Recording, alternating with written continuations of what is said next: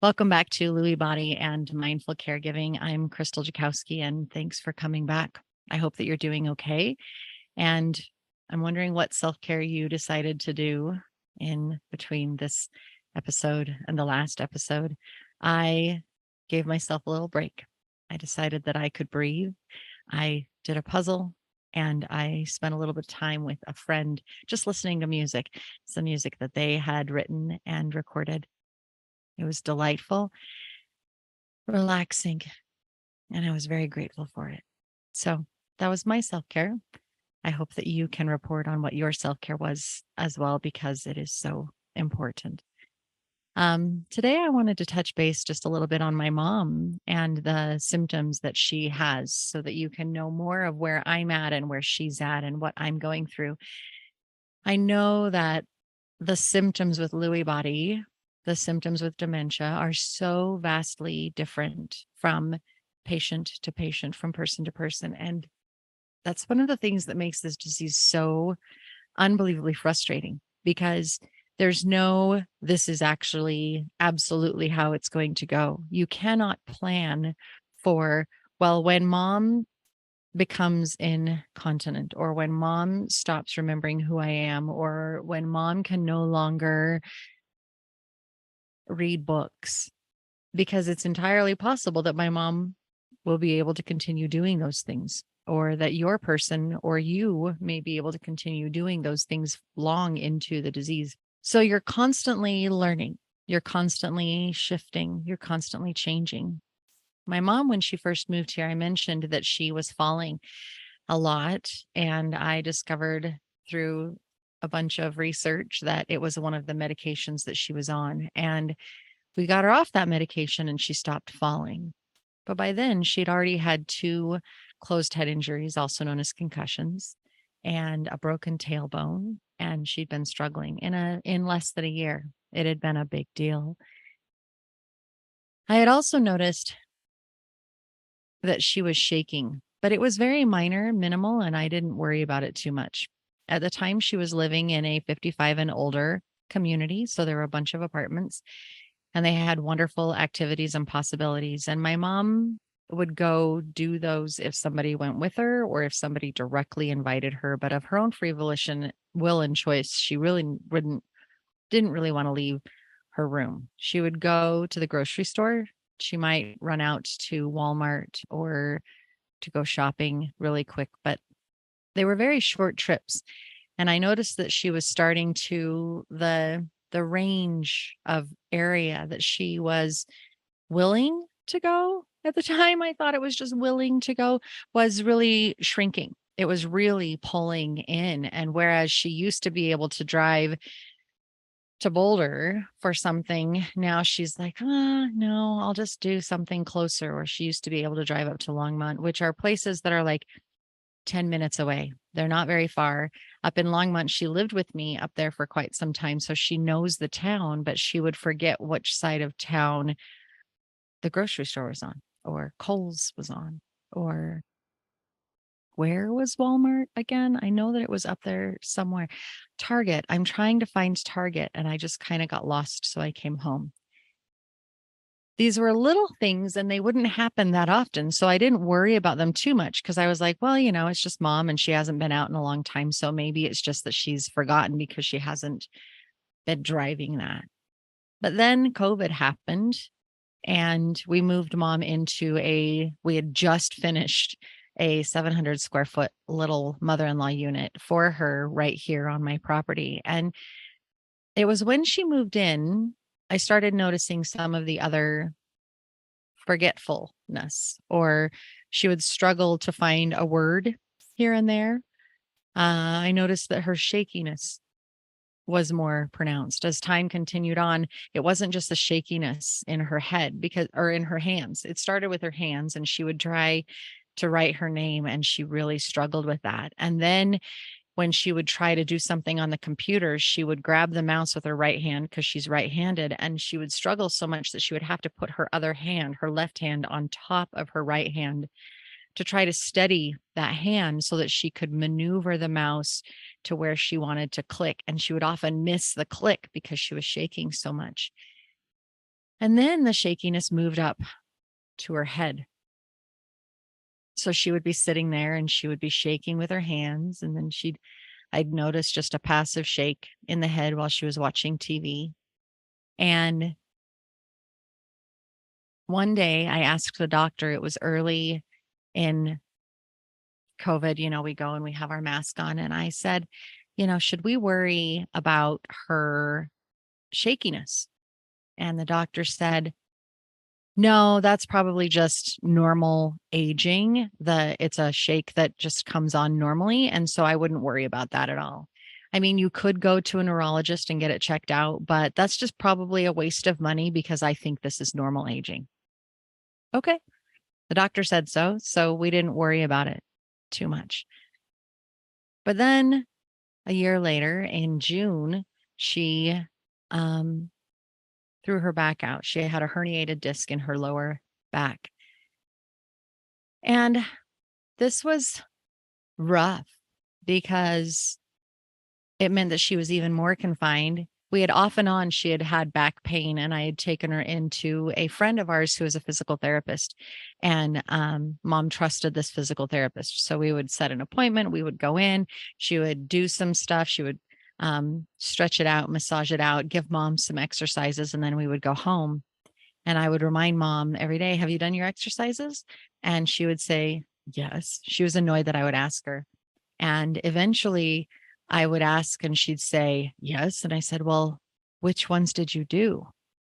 Well, I don't know, just the ones that she told me to do. I said, well, what movements did you do? And she couldn't remember, which told me that she wasn't actually doing her exercises. And I found other ways to ask her questions. And I found out that she liked to go to this doctor, but she didn't want to do the work to improve her back at home. She just wanted a quick fix, which I've worked with a few older people and they kind of feel that way. They're like, can't somebody just fix it and make it better so that I don't have to do the work? And I recognized that in mom. And yet I also recognized that we could have a problem if she didn't start taking care of herself. And before you know it, she ends up with a herniated disc and she really can't move, which means that we had to adjust further and do even more physical therapy. And we got her into a chiropractor that has this machine that slowly stretches the back in that specific area and gets some blood flow. It kind of pumps. I don't know how to explain it, but it brings blood flow in there and stretches it a little bit so that it can open up more space and help that space heal. And while we were doing this, while we were going, mom would be more forgetful. And 2 months into it, the walls started crawling. And she started shuffling a little bit. She would need to hold on to me wherever we went. And it wasn't like when she would feel like she was going to fall, it wasn't a dizziness. It wasn't like her head was spinning and she felt like she was going to fall over. It was literally, in my opinion, more of a muscle rigidity where she was struggling to pick up her feet and get her lower half to fully respond to what the brain was trying to tell her to do. So we have these crawlies, we have this stiffness. We have doctors saying, hey, let's check out your vision and see if there's a problem there. Let's check out your hearing. And we're looking at trying everything to try to figure out what the hallucinations were, hoping that they were something else. And she was confused. She was forgetful. She was unsteady. She couldn't stand for more than 5 minutes. She would get up off the couch and go into the kitchen, and she really wanted to make cookies. But 5 minutes into making the cookies, she would really feel kind of faint and unable to stand there, like she was like her knees were going to give out on her. So she would go and sit down. Her mobility really started to suffer, and she really started to pull her world even more in confining. So she had gone from living on her own and the ability to drive and being out and meeting with people to keeping herself in her apartment and leaving as little as possible. And then she's in my house or in her mother-in-law unit, and she still has the ability to drive, and she would maybe leave her house once a week, maybe, to go to the grocery store or shopping, like at Kohl's or Walmart, which are really just down the street. She was already pulling back. She was already self-isolating, in addition to the inability to stand and the confusion and the memory problems. She was struggling to find words. The critical thinking to make really good decisions was just not there. She ended up spending like $10,000 in 1 year on computer games like the farming games and whatnot. Just, yeah, I can spend $20 on buying more coins. I can spend $20 on buying more coins, and $800 a month later. And she couldn't understand why she couldn't make ends meet. She couldn't understand why she was having to dig into her savings. Like, what is going on? Why are things so difficult? She didn't know. And when I brought it up to her attention and said, well, mom, you did this and that, like, let's look at your finances. And she was insistent that they didn't add up to that. There was no way that the game had cost her that much, that she had chosen to buy that many, that it must be a mistake. But it wasn't a mistake. So at that point, I ended up taking over some of her finances. So instead of her having access to her savings, now she had access to her monthly that came in from Social Security, and she had X in a regular savings account. And then anything that was retirement and IRA and those bigger savings accounts, she has to come to me and say, well, I've spent all my savings, so I need a little bit more. And that little step has been a huge benefit for us, because she doesn't want to ask me to sell some stock or bring money from her IRA down into her bank account, because, like, well, then Krystal's going to judge me because I've spent all this money. So it's curbed that, and it's been beneficial in many different ways. It also means that when larger medical bills come in, then I can take care of them on the side. Eventually, trying to figure out what the Lewy's were, trying to figure out what she calls the hallucinations, which is the walls and the pictures on the walls crawling down. Nothing stays stable. Nothing stays still. Any patterns like on the carpet or on a chair. Everything, is really difficult for her. And when we went in and did the testing, it took 3 days. I was very grateful for the gal that we had doing the neurological testing. She was a younger gal. And day one, she gave me a whole bunch of papers and said, I need you to fill these out. I need you to answer these questions. And what they were is all the different areas of the brain. I talked about orchestra, I have the oboes and the violas and the violins and the tubas and the percussion instruments and all of these different instruments. Well, all of these different questions that she had correlated to the different parts of the brain. And I needed to answer always, sometimes, usually all of that on all of these different things. So is your mom able to hold a conversation? Is your mom able to dress herself? Is she able to do, personal hygiene and take a shower and that kind of thing? Is she able to cook for herself? All of these things in so many different areas. And so she got these answers from me. And then she also had my mom answer similar stuff. And then she had these hands-on cognitive tests that my mom needed to do. And the first day we answered the questionnaires, and she just chatted with mom about how she was feeling, how she was doing, what she was concerned about. And the doctor and I had already emailed back and forth so that she knew my concerns.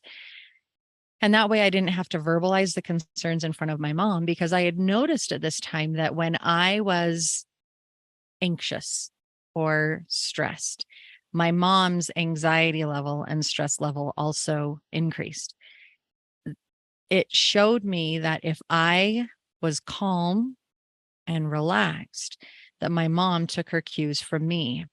It also meant that if I went out to her house and I was like irritated with something, she would automatically assume I was irritated with her.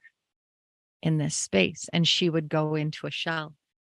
So if I came into her house and sat down and we just started chatting, and I thought that I was doing a good job of staying even keel, my mom might notice that I'm not even keel. And she may say, "You seem agitated. Are you okay?" And in that moment, I would have to answer her, "Well, I am a little bit frustrated because this is going on," so that she knows that it's not with her. She knows that something else is happening. Or, "I'm really tired. I'm not really sleeping right now. And because I'm not sleeping, everything seems a little more difficult." And she would say, "Oh, I understand how that can go."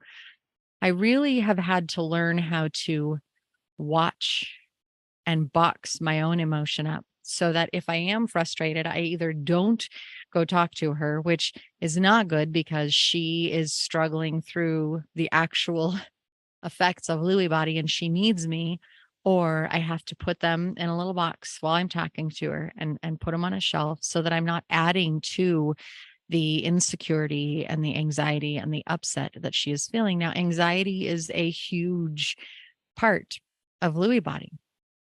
They naturally get anxious and they naturally get very suspicious of everybody around them. They don't trust people. They don't trust strangers and they have a really difficult time with that. And not everybody gets that. My mom on occasion does. My mom is very picky about the people that she will let come in, whether or not they've passed muster as far as her own judgment on who they are and what they're about. So we got the diagnosis of Lewy body and we have been navigating through that. My sister came out and she was here in April. And my mom was doing really good in April. She seemed really with it. We had just gotten her on some new meds for Lewy body that are supposed to help with the forgetfulness and the confusion and the crawling sensation, the hallucinations. And so we had just started on those. And my mom, it was like we had gotten 6 months back. It was like we had turned the clock back and she was really with it. She was really doing well. And I was just blown away because, and we got her on those medications in February of 23. She was laughing. She was joking. It was delightful. At one point, I said to her, she asked me what Lewy body was, and I explained to her that it's protein deposits in the brain. And she said, "So I have too much protein?" And I said, "Well, Mom, I guess you could say that." And she said, "Well, then maybe I should become a vegetarian." And we laughed about that. We had a good time. And I said, "No, I don't think that's really going to work, but it's a good idea." Um, we find those moments to laugh and joke around, and we can find those more often when she's more with it. And even when she's not with it, there are occasions that she'll say something and we both just chuckle and laugh. Those are moments that I cherish, that I hold on to because there aren't going to be a lot of them. And she's just going to continue declining. She's just going to continue struggling, and we are going to continue adjusting. Since February, so I am recording this in July of 23. We got her on those meds in February of 23. And in just these 6 months, even though, yes, she improved and she was doing so much better, she has declined again. And we're not as bad as we were back in November, but we're close. So it bought us a little bit of time. But even though you're on those meds, the disease progresses behind the scenes. And so we have now since changed meds. Here's a crazy thing for you. My mom is lactose intolerant. Lactose intolerance has a range of effects on the human body, depending on how badly lactose intolerant you are. And my mom was dealing with stomach issues. And in May, she started to really complain about it. I was like, "Mom, let's talk about this." And she said, "It feels like it's gone on for years." I thought about it and I worked back and I remembered that she had kidney stones. And that when she had kidney stones, we did scans. The doctor was pushing on her stomach. We checked everything, and she didn't have this kind of pain back in February. So I knew it was a more recent event. I started doing research. Your job as a caregiver or as person who is dealing with it will end up being a ton of research. And I found many medications have lactose as an inactive ingredient. Depending on what manufacturer is making that medication, they can choose to put lactose as an inactive ingredient. And then they just mention in the side effects that it might cause stomach upset. Well, duh. If somebody is lactose intolerant, they're going to have stomach upset. Well, stomach upset on top of the Lewy bodies, on top of the dizzy hallucinations, it means that mom's not sleeping well. If mom's not sleeping well, then the hallucinations are worse, the confusion is worse, the forgetfulness is worse, the shakiness is worse. All of her symptoms are increased when she cannot sleep. And when she's stressed, all of those symptoms are worse. Well, guess what happens when those symptoms are worse?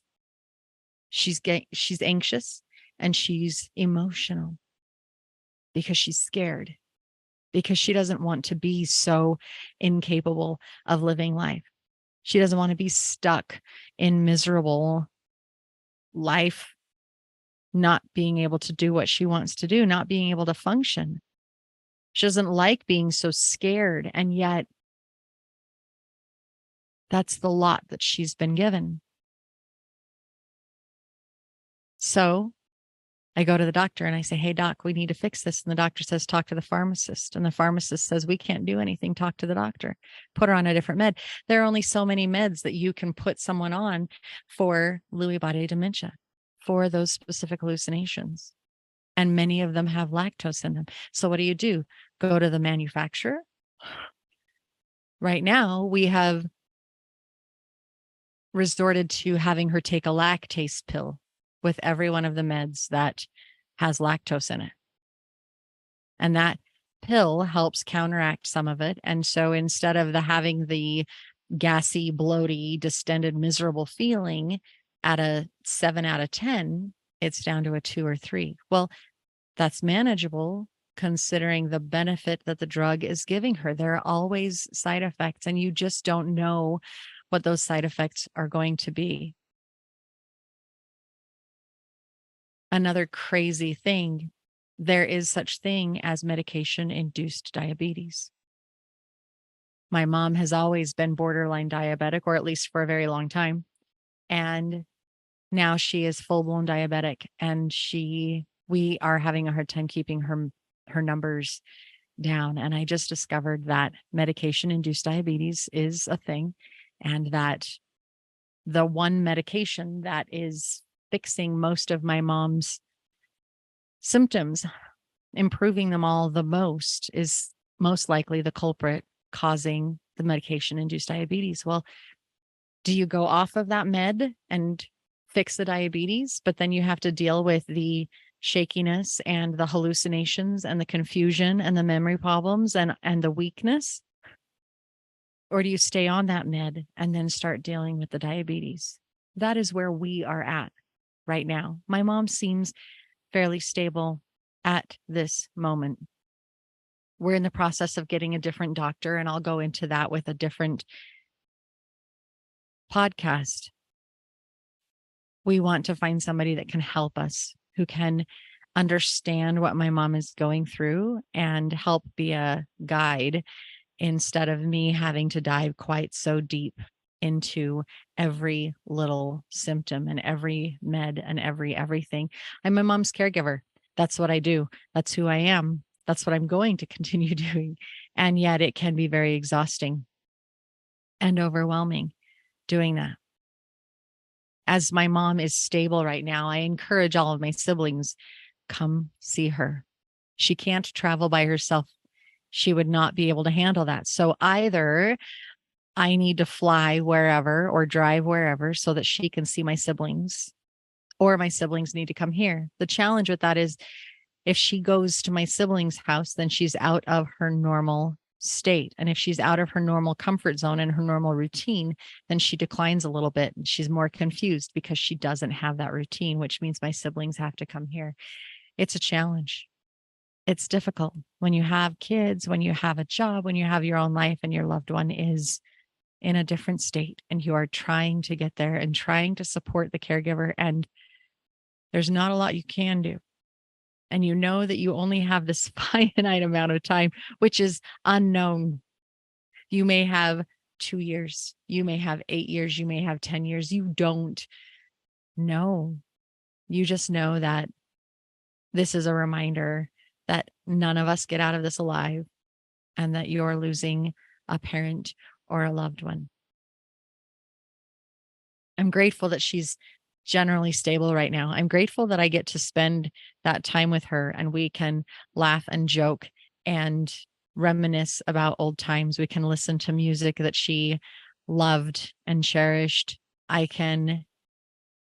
We talk about books. She loves to read right now. And as long as her eyes are okay, then she can read. And she might get an hour or two a day out of reading, but then her head shakes too much or her eyes have started vibrating inside of her head. It's hard being the caregiver because you're constantly working on that. It's hard to be present in that moment and acknowledge that there's more to it than a patient that you're giving care to. This is still a loved one. And how do you connect? How do you be more like, how do you honor the caregiving part and still keep the relationship? And if it's a parent that you have a bad history with, or a loved one that you've got a rough history with, and there's no way that you're ever going to be able to soothe those issues, how do you deal with that? How do you say it's okay? I know I'm upset and frustrated with you for the way that this went back then, and yet I'm going to dig deep now and love and support you as you go through this. How do you find that depth? And I'll tell you my answer is I found a therapist who is versed in caregivers and she's been fantastic. However you do it is however you do it. And yet you have to find a way to set that aside so that you can try to help them as they transition out of this life in a really rough, challenging way. Find the joy. Find those funny moments. Tell them jokes. Help them laugh. Encourage them to do things that they loved before. Share moments that you can with them. That's what I'm doing. That's what I'm trying. And sometimes it's beautiful and it works well. And I walk away feeling more uplifted, remembering she's my mom and I have good history, just like I have bad history. So you're doing okay. You're not alone, even though sometimes you feel like it. I'll give you another update later on how my mom is doing. And there are so many topics that I want to cover on this podcast. I appreciate you being with me. I highly encourage you to do self-care. If it's not every day, then I hope you plan in a couple of hours or moments each week to give yourself a little bit of a gift of rebooting, refueling, and grounding while you go through this. I wish you the best. My heart goes out with you. And until next time, we'll see you again here on Lewy Body and Mindful Caregiving.